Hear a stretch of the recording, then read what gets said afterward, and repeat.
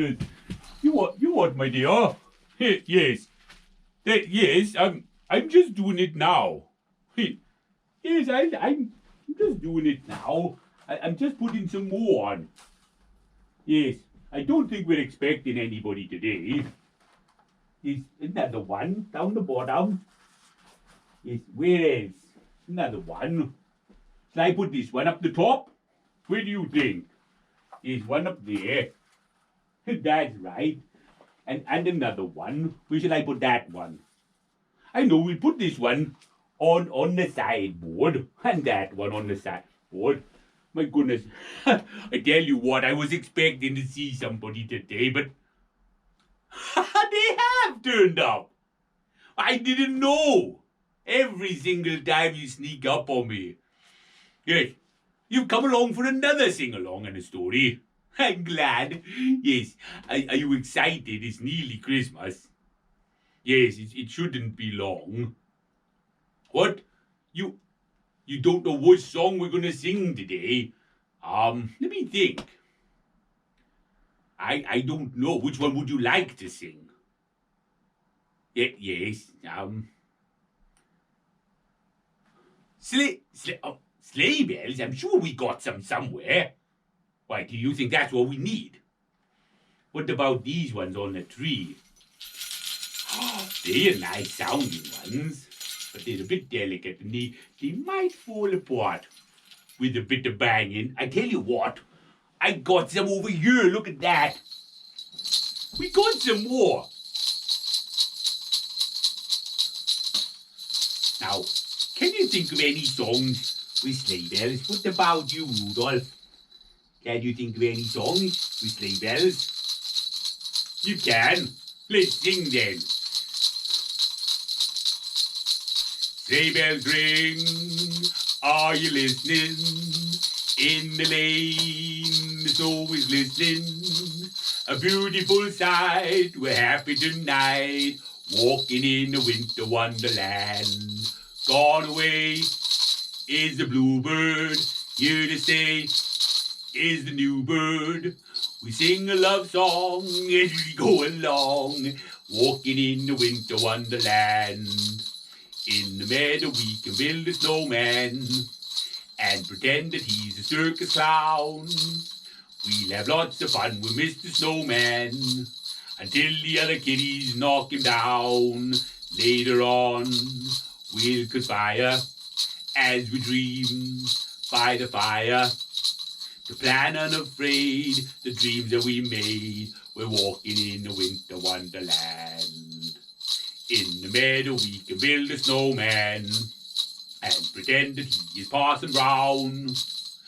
He'll say, are you married? I'll say, no, man. You can do the job when you're in town.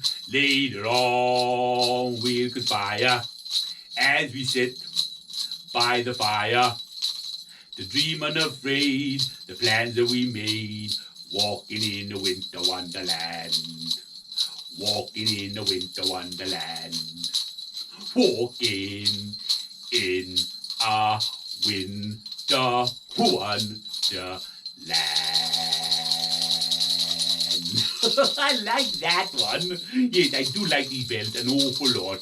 Shall we have another story? Shall we have one more? Yes? What would you like? I tell you what, I have a couple of nice little books again. What about... Oh my goodness, you must sit there and behave. What about a nice little book called What Santa Did Next? The Parrot and the Puffin. We haven't read this one for a while. I like this one. On a table in the workshop, up at the North Pole, the Parrot and the Puffin were looking for some coal. The snow had started falling, and it was getting colder. Then there came a friendly voice over Parrot's shoulder. What are you two doing? And would you like a hand? Yes, please, said the Puffin. That would just be grand. The little elf who helped them, his name was Corey Mark. He lit the fire for them with a magic spark. The workshop then got warmer.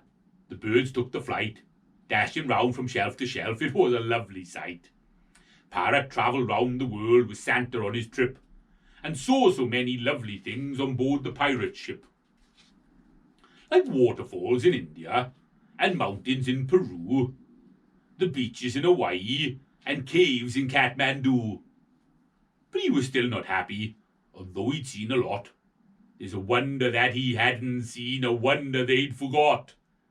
Parrot said to Puffin, "Out of all the sights, the one thing that I'd like to see would be the Northern Lights." "The Northern Lights," said Puffin. "I know where they are.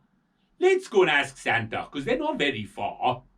And so they went to find him, but he could not be found, going round in circles, flying round and round. "I know what we'll do then. We'll go by ourselves. I bet he's in the kitchen cooking for the elves." Their adventure started on a cold and windy night. The Parrot and the Puffin flew up and out of sight. The snow was falling heavily, and so they both got lost. The sky turned dark, the air turned cold, and then there came the frost. They dug a little burrow and huddled up together. Puffin, who was used to cold, wrapped Parrot in his feathers. "We'll be fine," said Puffin. "When they see that we're gone, Santa'll come and find us. Don't cry, it won't be long." "Santa," shouted Rudolph, "the birds have both gone missing. I've searched the house, from here to there, the workshop to the kitchen." Santa went to get his hat, his boots, his belt and jacket. Then he went to find his friend, the one who made a racket. Santa walked outside the house, and then he looked around. "Rudolph, come here quickly, and look at what I've found." Sitting there, all wrapped up tight, against the cabin wall, were two little feathered friends, looking rather small. Santa picked the Puffin up, and Mrs. Claus the Parrot. Rudolph was feeling hungry, so he grabbed himself a carrot. They took the birds inside the house and put the blanket round them. Mrs. Claus started to cry. She was so glad that they found them. "You silly pair," said Santa. "Now that the clouds have gone, there's something I must show you. Come here, it won't take long. Look right there, my little friends. You needn't have gone far. The Northern Lights are easy to find. Just follow the North Star." They sat upon the windowsill and stared out at the night, and shining brightly from their home they saw the Northern Lights. With them back inside the house, now snuggled up in bed, Santa came into their room, and this is what he said. "The next time you go out alone, please tell us where you're going, because we'll start to worry a lot if we have no way of knowing. So please be good as you know you should, and don't go out alone. Let someone know just where you go, and not too far from home." That's a good one. I like that one. I'm so glad they didn't get very lost. Yes, it would have been such a sad story if they hadn't found them till the morning. They could have been very cold, and they may have caught a sneeze and a sniffle. Yes, sneezes and sniffles are not the best things to catch, especially up here at the North Pole. Yes, that's not the best thing what we want to do. But I tell you what, thank you for coming, and thank you for singing along. And now we're going to have to run away again because, like I said, every time we've got to go back out in the cold, you have to wear your gloves because it's snowing a lot outside again. So if you are going out in the snow, if it's snowing where you are and it is cold, make sure you wrap up nice and warm in a nice hat and a nice pair of boots and some lovely gloves. And then I shall see you all very, very soon for our next story time and our next sing-along with Santa.